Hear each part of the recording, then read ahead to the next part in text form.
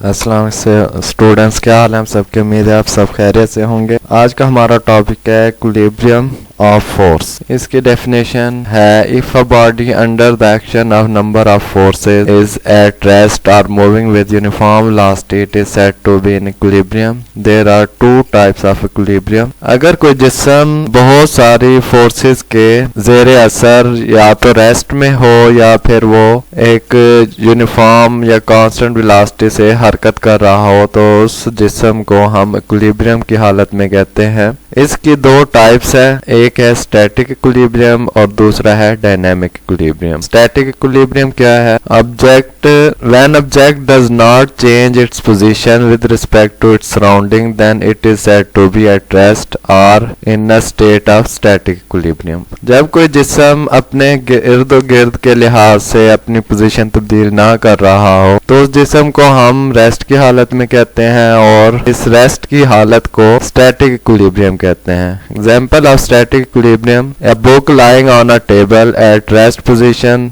Then two forces acting on it. फर्ज करें एक बुक टेबल पर पड़ी है तो वो स्टैटिक इक्विलिब्रियम में होगी क्योंकि इस पर जो फोर्सेस अमल कर रही हैं। अगर जनरल तौर पर हम देखें तो पहली फोर्स जो इसका वेट है W बराबर mg और सेकंड रिएक्शन ऑफ वेट जो उसका reaction of weight resultant force is 0 as R minus W बराबर होता है 0 और R माइनस mg बराबर है 0। तो उसका वेट नीचे की जानिब अमल कर रहा है, उसके रिएक्शन में उतना ही रिएक्शन ऊपर की जानिब अमल कर रहा है। तो R और W आपस में बराबर होंगे तो इसलिए R माइनस W ये और ये बराबर हैं तो ये माइनस करेंगे तो ये इसका जवाब 0 आएगा। दूसरी एग्जाम्पल है body hanging at rest from the ceiling. किसी भी जिस्म को छत के साथ लटका दिया जाए रेस्ट की हालत में starting then two forces acting on the body. First its weight W बराबर mg डाउनवर्ड और second tension in the string T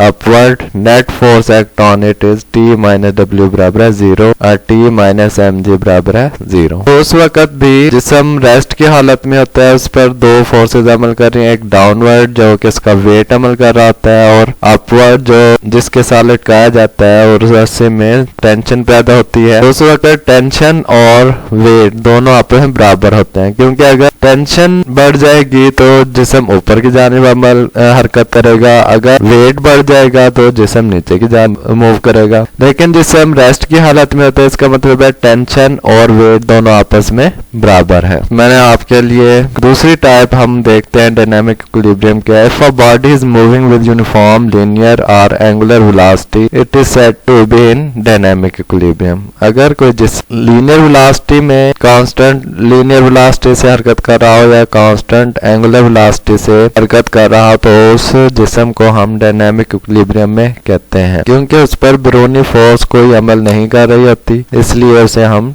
dynamic equilibrium. Example of dynamic equilibrium क्या है? Let's consider that a paratrooper falling with the uniform velocity. जैसा कि हमें पता है कि एक छाता बरदार एक कांस्टेंट वेलोसिटी से नीचे की जानिब आ रहा होता है। At this instant to forces acting on the paratrooper. तो उस वक्त इस पर दो फोर्सेस अमल कर रही होती हैं। First air force acting upward, air की फोर्स जो कि ऊपर की जानिब अमल कर रही होती है, पैराशूट पर ऊपर की जानिब अमल कर रही होती है। सेकंड फोर्स ऑफ ग्रेविटी, दूसरी फोर्स ऑफ ग्रेविटी है एक्टिंग डाउनवर्ड। तो net force on the paratrooper is 0। तो उस पर नेट फोर्स जो होती है वो 0 होती है। Paratrooper fall down with uniform velocity. तो फिर पैराट्रूपर एक कांस्टेंट वेलोसिटी से हरकत करता है। तो जैसे कि कोई जिस्म जैसे आप देख रहे हैं एनिमेशन में ऐसे कोई घूम रहा है कांस्टेंट वेलोसिटी से तो उसकी हरकत को भी हम डायनामिक इक्विलिब्रियम में कहते हैं। कंडीशन ऑफ इक्विलिब्रियम, इक्विलिब्रियम की कंडीशंस क्या है, इसकी शराइत क्या है? फर्स्ट कंडीशन है इसकी if a body has 0 linear acceleration. अगर किसी जिस्म का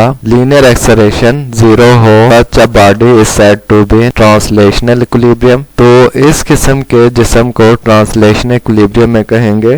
according to the Newton first law of motion, जैसा कि न्यूटन के पहले कानून के मुताबिक the vector sum of all forces acting on the body must be zero. तो किसी जिस्म पर vector sum of all forces वो हमेशा जीरो होती है। Linear acceleration a equal to zero. Linear acceleration होता क्या है, पहले इसके बारे में आप हमेशा याद रखें। लीनियर एक्सेलरेशन उसे हम कहते हैं जितने भी अजसाम जमीन पर सीधी हरकत करते हैं उनकी हरकत दायरवी हरकत ना हो तो उन तमाम जिस्म अजसाम में जो एक्सेलरेशन पाया जाता है उसे हम लीनियर एक्सेलरेशन कहते हैं। तो लीनियर एक्सेलरेशन किसी भी जिस्म में जीरो होगा तो उसका मतलब यही होगा या तो जिस्म यूनिफॉर्म वेलोसिटी से हरकत कर रही है या फिर जिस्म रेस्ट में है। तो इस तरह then summation F equal to zero. अगर तमाम फोर्सेस का हम सम लें तो उनका सम इक्वल टू जीरो आना चाहिए, तो वो जिस्म फिर इक्विलिब्रियम की हालत में होगा और ये कंडीशन फर्स्ट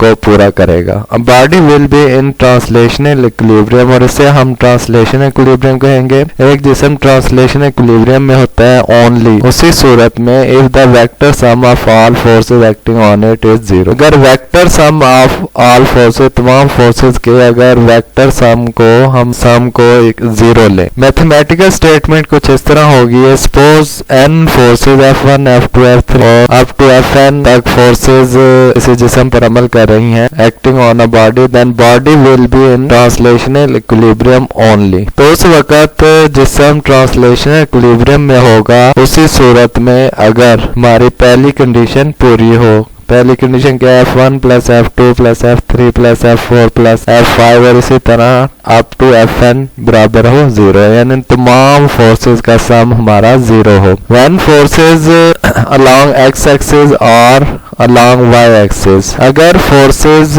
कंपोनेंट फॉर्म में हो उनका कंपोनेंट x axis और y axis के along हो, where forces make an angle theta then their sum of x component of all forces must be equal to zero and sum of y component of all forces must be zero। तो उस सूरत में फिर उनके तमाम x component भी zero होना चाहिए और तमाम y कंपोनेंट का सम भी जीरो होना चाहिए। तो जैसे कि पहले तो अगर फोर्स एंगल ना बना रही हो तो उस सूरत में उस वक्त तो ये हमारी कंडीशन फुलफिल होगी, F1 plus F2 plus F3 F4 और Fn इक्वल टू जीरो, जैसे कि बुक टेबल पर पड़ी है। तो उस सूरत में हमारे तमाम फोर्सेस इस सूरत में होंगी और वो उनका सम जीरो होगा। बुक पर दाएं जाने अमल करने वाली फोर्सेस बाएं जाने करने वाली फोर्सेस के बराबर होगी, ऊपर से अमल करने वाली फोर्सेस नीचे से अमल करने वाली फोर्सेस के बराबर होगी। तो इस तरह बुक पर तमाम फोर्सेस का अगर सम लें तो वो जीरो होगा।